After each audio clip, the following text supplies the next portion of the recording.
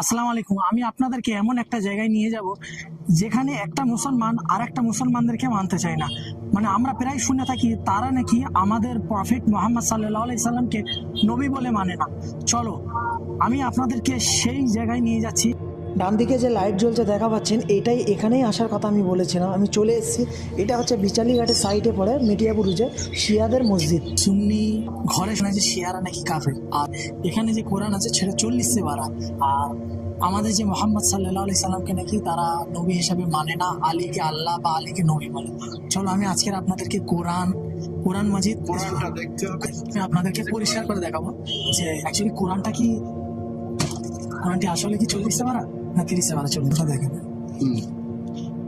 এই দেখেন, এটা আমাদের এখানে ইমাম সাহেব দেখাবে যেটা কোরআন, এটা দেখাচ্ছে। এটা দেখুন, এটা হচ্ছে সূরা ফাতিহা। ফাতে আলহামদুলিল্লাহ।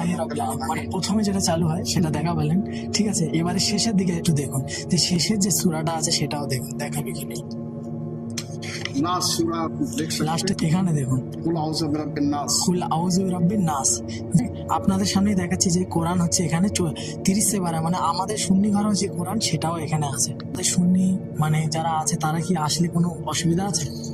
আলহামদুলিল্লাহ, আমাদের মসজিদে যে কোনো ব্যক্তি আসুক সবার ওয়েলকাম। যে আপনারা কি মোহাম্মদ সাল্লাল্লাহু আলাইহি সাল্লামকে কি নবী বলে মানেন?